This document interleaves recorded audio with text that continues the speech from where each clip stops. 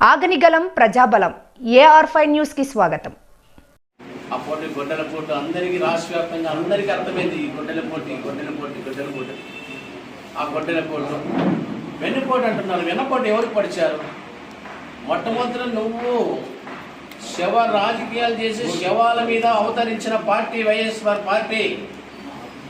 Congress party గుర్తించి తన తండ్రి దివంగత నేత వైఎస్ రాజశేఖర రెడ్డి 2 సార్లు ముఖ్యమంత్రి చేస్తే ముఖ్యమంత్రి చనిపోయిన వెంటనే ఆ యొక్క కాంగ్రెస్ పార్టీ ఎవరైతే ముఖ్యమంత్రికి అవకాశం కల్పించారో వాళ్ళ కుటుంబానికి అటు కుటుంబాన్ని ఇది కాంగ్రెస్ పార్టీని చీల్చి బయటకు వచ్చి మరో పార్టీ పెట్టినప్పుడు ఎవరికి వెన్నుపోటు పడిచారు ఒకసారి వెన్నుపోటు ద్వారా ఆవిర్భవించిన పార్టీ వైఎస్ఆర్ పార్టీ కాదా అని అడుగుతా ఉన్నా.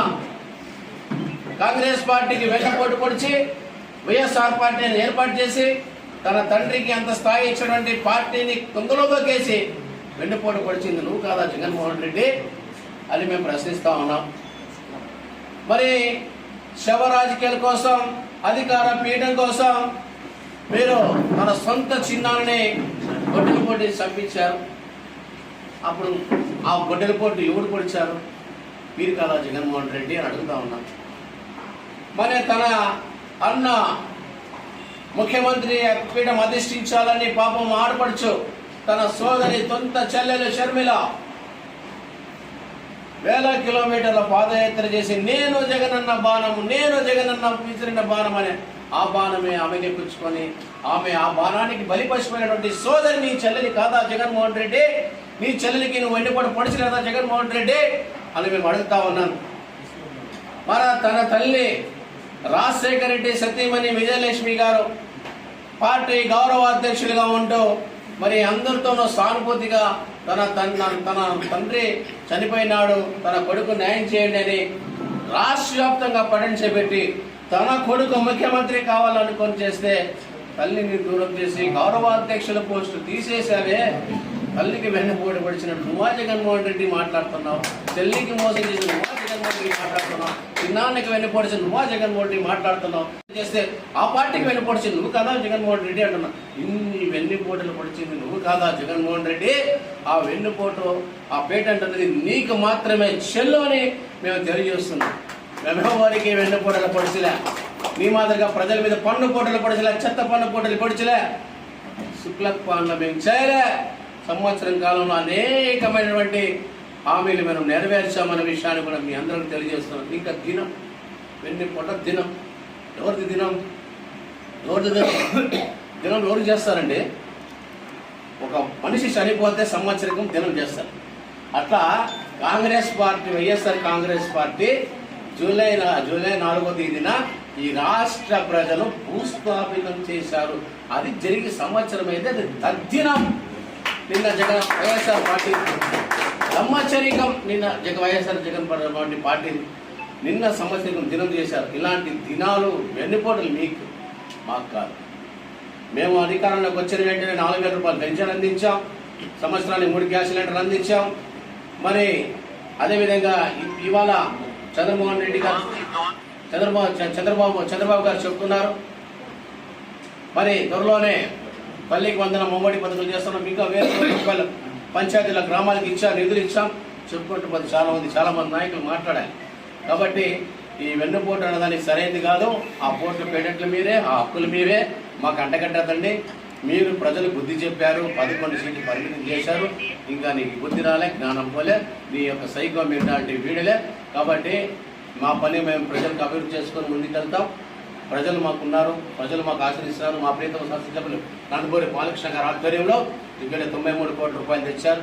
అది జీవో కూడా వచ్చింది. దాని అభివృద్ధి కార్యక్రమాలు జరుగుతాయి. 136 కోట్ల నీటి కోసం తెచ్చారు. ఆ పైప్ లైన్ కూడా జరుగుతుంది. ప్రజల అభివృద్ధి, ప్రజల సంక్షేమమే ధ్యేయంగా ఇవాళ మన కుటుంబ ప్రభుత్వం పనిచేస్తుంది. బాలకృష్ణ గారు అందుకోసం పనిచేస్తున్నారు. కానీ ఇలాంటి దూముడు ధర్నాలకి ఉదవుడు మాటలకి మేము అధినేత లేదు, బెదినేత లేదు, థ్యాంక్ యూ. నమస్కారం. అధ్యక్షుల్ని నూతనంగా పార్టీ కష్టపడిన వ్యక్తుల్ని టౌన్ వెంకటేష్, ఇండూపు రూరల్ హెచ్ఎన్ రాము, లేపాచి అభిరామ్, చిల్మత్తు శ్రీనివాస్ నలుగురిని అధ్యక్షులుగా ప్రకటించినందుకు జిల్లా తెలుగుదేశం పార్టీ తరఫున వారికి ప్రత్యేక ధన్యవాదాలు తెలియజేస్తున్నాను. ముఖ్యంగా నిన్న వైఎస్ఆర్ పార్టీ అధ్యక్షుడు జగన్మోహన్ రెడ్డి గారు వెన్నుపోటు దినంగా ఏదైతే 2024 జూన్ 4వ తారీఖు ప్రజలకు పొడిచిన వెన్నుపోటుకు శిక్షగా ఆ రోజు ప్రజలు గట్టి గుణపాఠం నేర్పారు. ఆ గుణపాఠాన్ని మర్చిపోక వచ్చి సంవత్సరం అయింది. ప్రపంచ దేశాలంతా ఆంధ్రప్రదేశ్ వైపు చూసే తరుణంలో ఒక దుర్మార్గుడు 5 సంవత్సరాలు ఈ రాష్ట్రాన్ని నాశనం చేసినటువంటి వ్యక్తి, ఆంధ్ర రాష్ట్రంలో ఉండకుండా పరాయి రాష్ట్రంలో దాక్కున్నటువంటి డెకాయిట్, ఒక సైకో మాజీ ముఖ్యమంత్రి జగన్మోహన్ రెడ్డి బుద్ధి మార్చుకోక వైఎస్ఆర్ పార్టీ కార్యకర్తలకి వీడి పిలిపిస్తే మేము ఎలా చేయాలి కార్యక్రమం అని ఆలోచన చేస్తున్న తరుణంలో వాడు ఒక ఎలక్షన్ ముందు ఒక సిద్ధమని ఇచ్చాడు. ఇప్పుడు సంవత్సరం తర్వాత ఇది ఇచ్చాడు. ఇలాంటి పేర్లు వానికే నచ్చుతాయి. ఎందుకంటే అభివృద్ధి చేసే ప్రదాతకు కానీ ఈ రాష్ట్ర భవిష్యత్తు గురించి ఆలోచన చేసే నాయకునికి కానీ అలాంటి పేర్లు రావు. కాబట్టి పాత్రికేయ మిత్రులందరికీ సందర్భంగా తెలియజేసుకునేది ఏమంటే, సంవత్సర కాలంలో ఉమ్మడి ప్రభుత్వం ఏర్పడిన తర్వాత చంద్రబాబు నాయుడు గారు, పవన్ కళ్యాణ్ గారు, నరేంద్ర మోడీ గారి సహకారంతో ఈ రాష్ట్రం భారతదేశంలోనే అగ్రగామిగా నిలపాలని ఒక తలంపుతో జాతీయ ప్రధాన కార్యదర్శి యువనేత నారా లోకేష్ గారు, ఇక్కడ హిందూపురం శాసనసభ్యులు నందమూరి బాలకృష్ణ గారు ఈ నియోజకవర్గాన్ని ఏ విధంగా అభివృద్ధి చేయాలని ఇలాంటి ఆలోచన చేసే తరుణంలో ఈ మూర్ఖ ముఖ్యమంత్రి మాజీ ముఖ్యమంత్రి ఇస్తున్నటువంటి ఈ ఆలోచనలకు వైఎస్ఆర్ పార్టీ వాళ్ళు ఇప్పుడైనా సిగ్గు తెచ్చుకోవాలి. ఏమయ్యా, 5 సంవత్సరాలు తెలుగుదేశం పార్టీ కార్యకర్తలు ప్రభుత్వం ఏదైనా ఈ వ్యతిరేక కార్యక్రమాలు చేస్తుందని ఒక నిరసన తెలిపితే మీకు మాట్లాడే సిగ్గులేని నాయకులు ఇప్పుడు వచ్చి మీరు ఇలాంటి కార్యక్రమాలను నడి రోడ్డు మీద చేస్తున్నారు. చంద్రబాబు నాయుడు గారు చెప్పారు, ప్రజాస్వామ్య విలువలను కాపాడాల్సిన ప్రతి ఒక్కరి మీద ఉంది, ప్రభుత్వం మీద, ప్రతిపక్ష పార్టీ మీద అని. అలాంటి విలువలు ఉన్నటువంటి వ్యక్తిని మీరు ఈరోజు క్యాబినెట్ మీటింగ్ లో మాట్లాడాడు. నన్ను అరెస్ట్ చేసి అతన్ని అరెస్ట్ చేయాలని ఒక దార్శకుడు ఈ రాష్ట్ర భవిష్యత్తు గురించి ఆలోచన చేసే ముఖ్యమంత్రి చంద్రబాబు నాయుడు. అలాంటి ముఖ్యమంత్రి మీద మీరు వైఎస్ఆర్ పార్టీ కార్యకర్తలు ఆలోచించాల్సిన సమయం. ఈ జగన్మోహన్ రెడ్డి ఒక కుటుంబ పాలన చేశాడు. తన కుటుంబం వేల కోట్ల ఆస్తులు సంపాదించుకొని ఈ రాష్ట్రాన్ని దోపిడీ చేసి 5 సంవత్సరాలు మాట్లాడలేని వైఎస్ఆర్ పార్టీ కార్యకర్తలు, నాయకులు ఆలోచించాల్సిన సమయం. ఎందుకంటే ఒకటి ఆలోచించాలి, చంద్రబాబు నాయుడు గారు వికేంద్రీకరణ చేస్తున్నారు. అభివృద్ధి వికేంద్రీకరణ, సంక్షేమ ఫలాలు ప్రజలకు అందాలి. P4 ద్వారా ఎవరైతే పారిశ్రామికవేత్తలు ఉన్నారో వాళ్ళ ద్వారా పేదలకు మంచి జరగాలని ఒక ముఖ్యమైన ఆలోచన.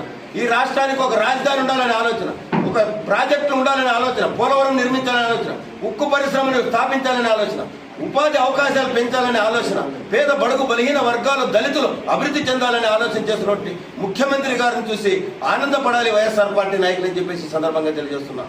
ఇలాంటి కార్యక్రమాలు మీరు మానుకోవాలి. భవిష్యత్తులో సలహాలు, సూచనలు ఇచ్చి ప్రభుత్వానికి, సార్ ఈ ముఖ్యమంత్రి గారు ఈ కార్యక్రమం చేస్తే ఈ రాష్ట్ర ప్రజలకు ఉపయోగపడుతుంది, అలాంటి సలహాలు ఇమ్మని ఈ వైఎస్ఆర్ పార్టీకి సందర్భంగా సూచిస్తున్నా. ఇప్పటికైనా బుద్ధి తెచ్చుకోవాలి. రాష్ట్రం 5 ఏళ్లు గంజాయిని పెంచి పోషించారు, డ్రగ్స్ ను పెంచి పోషించారు, భూదందాలు పెంచి పోషించారు. ఇలాంటి కార్యక్రమాలన్నిటికీ చమరగీతం చంద్రబాబు నాయుడు గారు, పవన్ కళ్యాణ్ గారు, నరేంద్ర మోడీ గారు ఈ రాష్ట్రంలో చమరగీతం పాడుతున్నారు. ఇలాంటి తరుణంలో అభినందించాల్సింది పోయి 1 సంవత్సరం కాలంలోనే ఈ రాష్ట్రం ఎంత పురోగతి చెందిందో ప్రపంచ దేశాలన్నీ హర్షిస్తున్నాయి. భారతదేశంలో ఉన్న అన్ని రాష్ట్రాలు పోటీ పడుతున్నాయి. ఆంధ్రప్రదేశ్ ముఖ్యమంత్రిని చూసి గర్వపడుతున్నాయి. ఆయన చేసే కార్యక్రమాల వైపు ప్రతి రాష్ట్రం చూసే సమయం. అలాంటి తరుణంలో మీరు ఇలాంటి దుర్మార్గమైన ఆలోచన చేయడం సిగ్గుచేటు. ఈ ఆంధ్రప్రదేశ్ కి తల వంపు తెచ్చే విధంగా మీరు ప్రవర్తిస్తున్నారు. కాబట్టి వైఎస్ఆర్ పార్టీ నాయకులు జగన్మోహన్ రెడ్డి గారికి ఈ సందర్భంగా తెలుగుదేశం పార్టీ తరఫున హెచ్చరిస్తున్నాం. నువ్వు నిన్న మీ కార్యకర్తలు పిలిపించావు, నువ్వు ఎక్కడ దాక్కున్నావు? నువ్వు చేసిన దోపిడీ దౌర్జన్యాలు తొందరలోనే బయటపడతాయి. నీకు తొందరలోనే శిక్ష పడే రోజు కూడా దగ్గరలో ఉంది. జగన్మోహన్ రెడ్డి, వైఎస్ఆర్ పార్టీ నాయకులు, కార్యకర్తలు ఇప్పటికైనా మేల్కోండి. చాలా మంది పార్లమెంట్ సభ్యులు, శాసనసభ్యులు చంద్రబాబు నాయుడు అభివృద్ధిని చూసి, అతని దార్శికతను చూసి ఇప్పటికే పార్టీ మారారు. మీరు కూడా ఆలోచన చేయమని వైఎస్ఆర్ పార్టీ కార్యకర్తలకి ఈ సందర్భంగా తెలియజేస్తున్నాను.